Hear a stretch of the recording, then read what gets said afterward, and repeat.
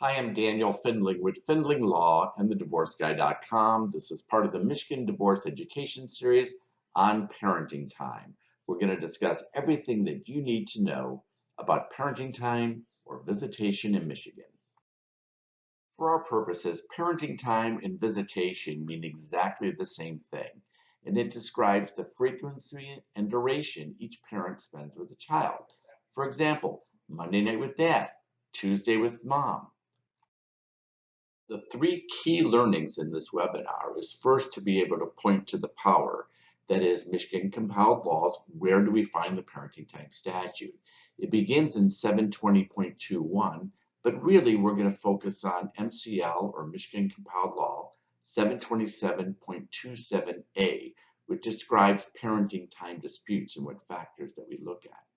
Second, it's important to understand that it's in the best interest of the minor child almost in every case to have a strong relationship with both parents, and the parenting time schedule should provide for that. And then finally, from a child support perspective, overnights are key. Child support is primarily based on two factors. There are others, but the two factors that are the most important are the income of the parties and the number of overnights each party spends with a parent. Now, Michigan compiled law 722.27a really is the most important statute for our purposes because it describes a couple of things. One, if the parties can agree on a parenting time schedule, the court is going to adopt that schedule unless there's clear and convincing evidence that it shouldn't. And second, if the parents cannot agree on a parenting time schedule, this statute, 722.27a, describes how a court and what factors the court should look at when defining parenting time for parents. Now, in a few moments, we're going to discuss various possible parenting time schedules and certainly parenting time agreements. But below are listed a number of factors that the court's going to take into consideration. I'm not going to go over each and every one of them in the webinar. However, you can read them here. One of the key learnings, though, I want you to understand is as follows. Although the court's going to look at all of these factors and should look at all of these factors that's relevant to a specific situation, there's some things that the court takes into consideration, maybe more so than others. One, what's the availability of the parents to parent? What are your work schedules like? Who's been pulling the weight? Do we have a child of tender years that maybe is breastfeeding? And certainly in that instance, with the breastfeeding child, at least in those tender years, we may have a different schedule than when the child is older. Is there abuse? What type of burden is there? Where do the parties live? Are they far apart? How are we going to accommodate parenting time schedules to foster and encourage a parent-child relationship with both parents, given their current living situation? Will the party exercise parenting time? For example, if we have a specific schedule and it's not uncommon for one party to want a lot of parenting time, maybe for the sole purpose of reducing their child support obligation.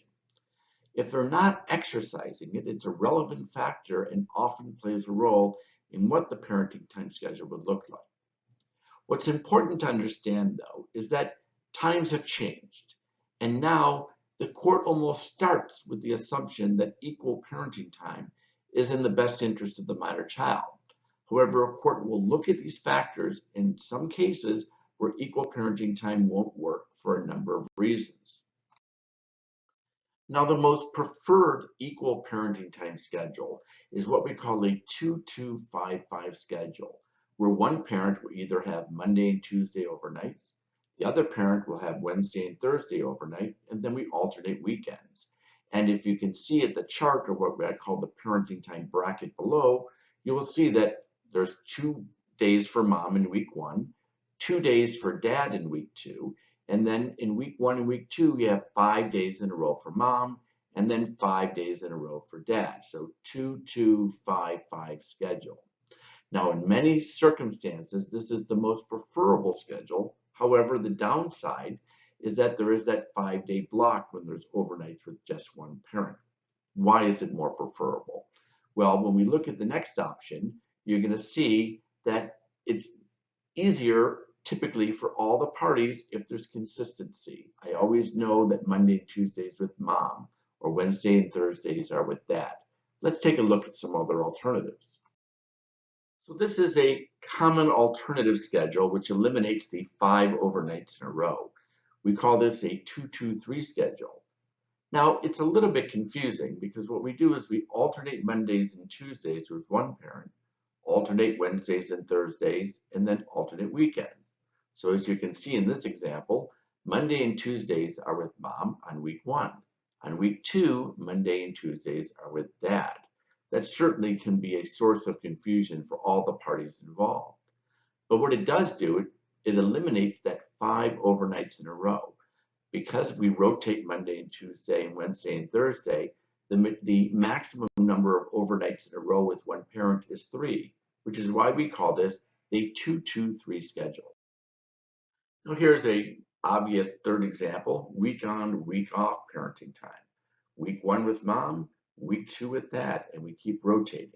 It's important to understand, though, that in some cases, a formal parenting time schedule over a 2-week period isn't practical. For example, some public service employees, every month your parenting time may change. A fireman comes to mind. So in those instances, we may provide for a specific schedule that varies each and every month during the year. When I first started practicing law over 25 years ago, this was the most common parenting time schedule. One parent, traditionally the mother, would have the majority of parenting time, and the father would have every other weekend and one midweek overnight. We still see this type of parenting time in existence. However, it is not standard. This is more the exception than the rule. Every other weekend, one midweek.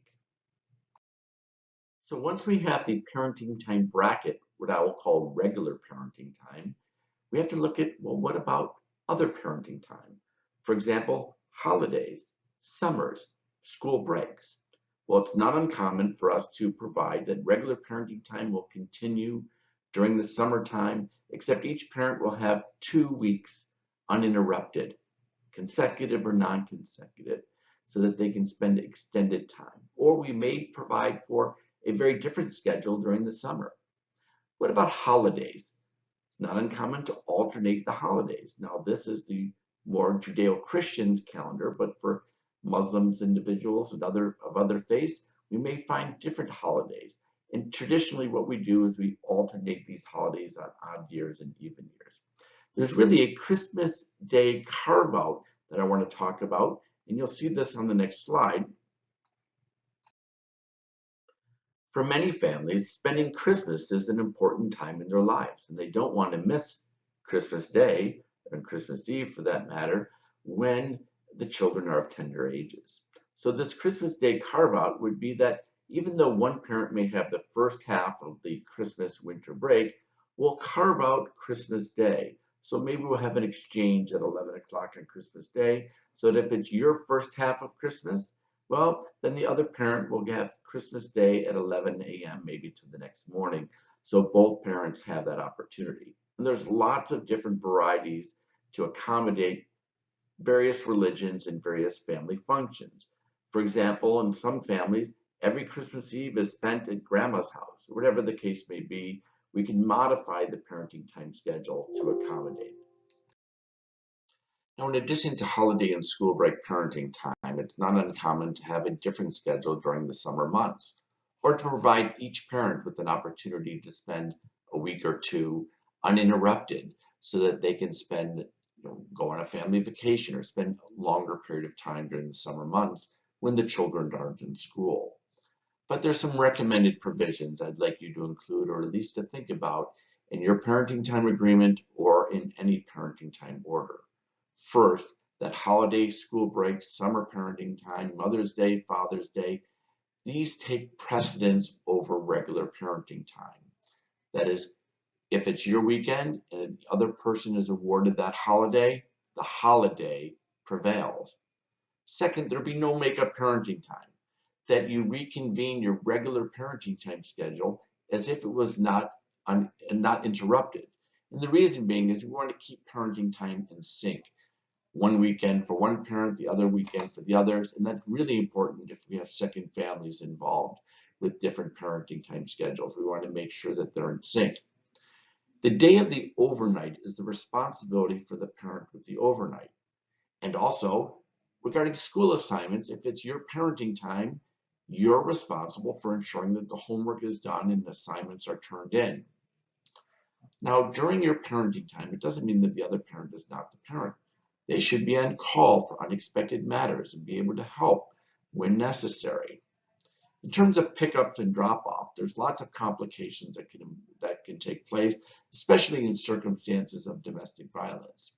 However, at a minimum, parenting time pickups and drop-offs should have a specific rule. In this example, the individual whose parenting time is beginning is responsible for picking up the children, or the child as the case may be. Now, that isn't set in stone. You can have a different variety of that, but you should at least define how we're going to pick up and drop off the child. Finally, if failure to abide by a parenting time order or parenting time agreement is a basis to modify parenting time. We've covered a lot of territory during this webinar on parenting time in Michigan law, and it's inevitable that you may have questions. If you do, I want to invite you to contact me directly. I've provided my phone number, 248-399-3300. You can visit our website at thedivorceguy.com or on our YouTube channel, the Michigan Divorce Education Series. I'm Daniel Findling with Findling Law and thedivorceguy.com. Thank you for your time. Hopefully, I've been helpful in some way in helping you understand and empower you in your situation. And I'd always like to encourage you, and I'm grateful for any likes, comments, or subscriptions. Have a great day.